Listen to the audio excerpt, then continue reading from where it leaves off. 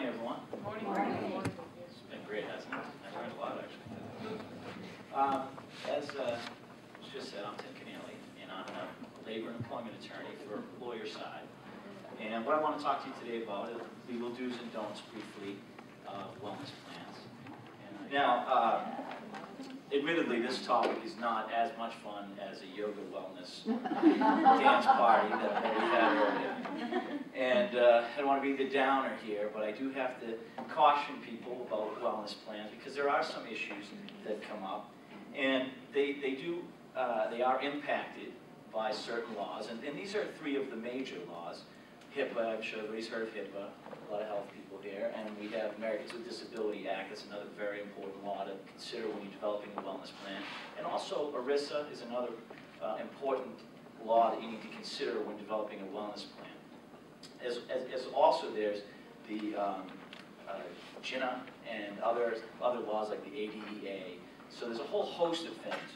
And I could talk, unfortunately, for a long time about these laws and their impact on your wellness plan. But because of the 30-minute time frame, what I thought would be fun is if I gave a little pop quiz. Now, nobody's going to be graded on this quiz, so you don't have to do what my friend here is trying to do, look at the neighbor's notes. But if you do have some idea of the answer, please feel free to chime in. So our first question is whether or not this is a valid wellness program. And in this particular example, a company, this is a very basic wellness program.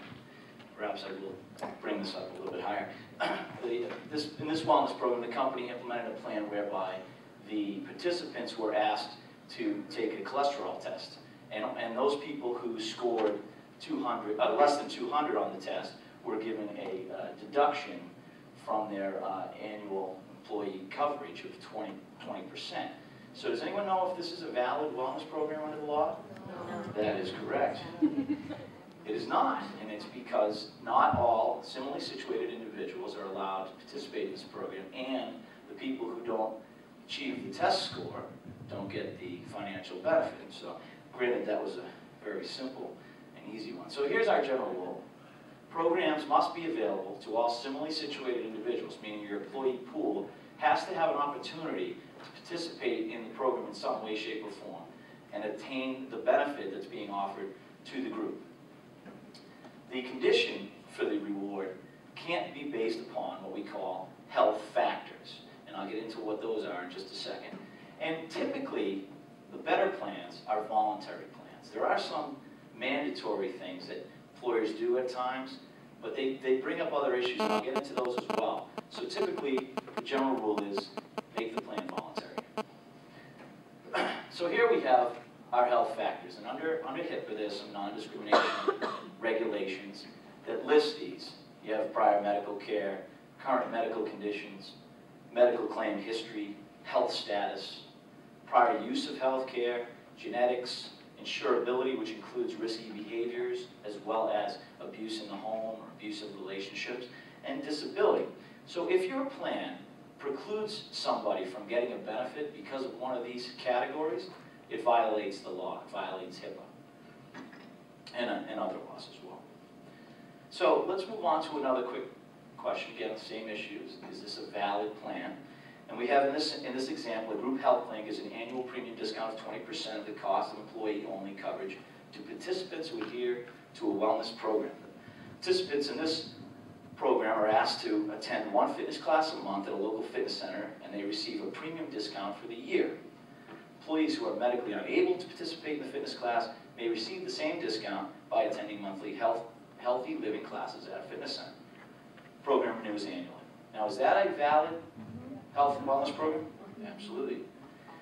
I don't even need to teach you folks. You're all on top of this. This plan meets what we call the exception. And the exception to the rule is found in 29 CFR 250.90.702F2. And I'm sure you've all read that, right? And what it basically says in brief is that all similarly situated individuals, as I said before, have to be able to participate. Your total benefit or your incentive value can't exceed 20% of the annual cost. And there's a formula for developing annual cost. I won't bore you with that. But in any event, that's the formula, and that actually might increase in 2014 to 30%. The program has to be designed to promote health or prevent disease. And in our example, obviously, a fitness program, having people join a fitness club, would promote health or hopefully avoid diseases. And it has to be reasonable and not overly burdensome. So in our example, we had one time a month attending a class that doesn't seem to be overly burdensome or unreasonable. And here's the key, having a reasonable alternative. So you can have all of these plans, but if you don't have a reasonable alternative for those people who are physically unable to participate or have another limitation of some kind, the plan is not consistent with the law. So what you have to do when you're developing your plan is really look closely at it and decide, does this plan include everyone? And can everyone get the benefit? And if they can, then the plan meets the law. And obviously, proper disclosure, you saw it before, we were talking about how you want to get people involved. Proper disclosure gets people involved. Communication gets people involved. So having a well-written operation plan or handouts for your plan, very important. And they also help you to address legal issues, which I'll get into in just a minute. So here's another plan. Is this a valid plan? Plan waives the annual deductible for participants with diabetes if they enroll in disease management program and follow the doctor's recommendations regarding exercise and medication. Incorrect. The reason this is a valid wellness plan is because it's what we call benign discrimination.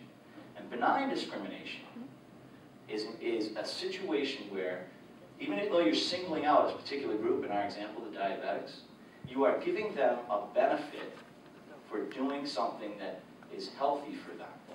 You're not penalizing them for not achieving certain goals. So if we add it to our example, you have to achieve a certain body mass index as part of this program, that would make it discriminatory.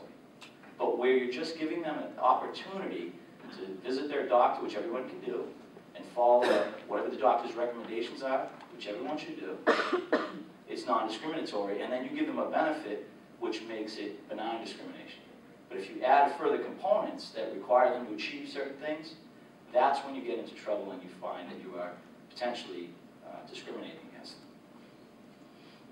So, we talked a little bit before about mandatory plans, and there's an interesting case that just actually was decided in the First Circuit Court of Southern Florida, Seth versus Broward County.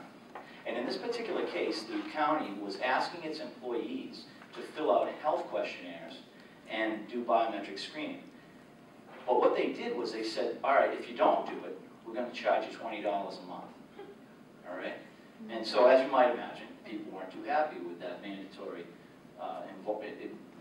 provision or penalty. So, people in the employment of the county sued for discrimination under the Americans with Disabilities Act. And they alleged that the taking of this money in lieu of filling out these forms was discriminatory. Well, what the employer was doing with the information, similar to some of the comments that were being made earlier, was they were trying to get information about their population in general. They weren't getting specific information about individual employees and using that to the detriment of the employees. They were gathering aggregate data and developing their programs from year to year to try to address the program for the betterment of all. The court said it did not violate the Americans with Disabilities Act. And the reason is that they looked at the safe harbor provisions of that act, and they said that because they weren't using the data to penalize, but were using it for risk assessment, that it was a valid plan. However, the interesting part about this case is that the issue of being voluntary, although raised by the parties, never was decided by the court. Whether or not you have to make the plan voluntary or not has not been decided in the case. And although the decision came down to the detriment of the employees, their attorney has since filed what's called a motion for reconsideration with the court. And that's typically a prelude to an appeal. So this case has not reached its end result yet. But what we see is that, at least at this point in time, a court, the United States District Court, has decided that you can have these mandatory plans with a penalty, provided that you're using the data consistent with the safe harbor provisions of the Americans with Disabilities Act. All right, so let's talk just briefly about best practices. Despite that case, I think the best practice is to avoid plans that penalize, to make them voluntary, because that case could be overturned on appeal, I think. And you want to have, as you heard earlier, you want to encourage people to participate, and you want to have this community involvement in your wellness plan. You want people to feel like this is being done for my benefit. You don't want them to think this is being done to penalize me or force me to participate, because that's not going to accomplish anything. And that actually, in my estimation, benefits you under the law as well. Because if people feel like they voluntarily joined, they're not going to be as likely to accuse you of discriminating against them. You also want to have, once you develop your plan, you want to have your trusted advisors review the plan. So either your corporate attorney or your accountant. There are tax implications at times for some of these incentives, and you want to have your insurance company look at them. And obviously, if they're partnering with you, that's a big help. You want to have a well-written plan so that people can clearly and fully understand what's involved in the plan, and they don't question you and think, what's really going on here? And one last practical suggestion is, as you're developing it over time, and you heard a lot of people saying that it's a process over a number of years.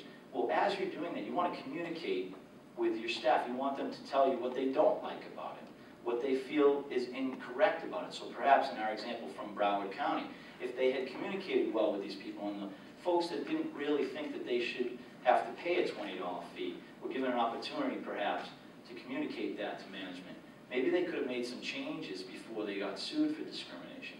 Because it's all about avoiding claims for discrimination when you're an attorney like myself and you're trying to communicate with your employee clients.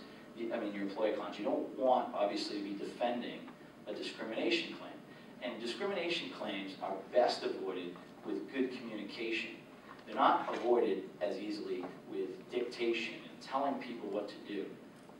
Your better defense against the discrimination claims involving your employees in a nice dialogue. So that is all I have for today as my presentation. Does anyone have any questions about the laws and issues that we raised today? Yes? So, if the plan is supposed to be voluntary, if you're bringing in, say, you're a yoga instructor or meditation, and not everybody really has access or time to attend, that's still not a problem. There are no legal ramifications for that. Even though some people may be doing it on their work time because it's feasible, and others would have to go on their own time. Is that right?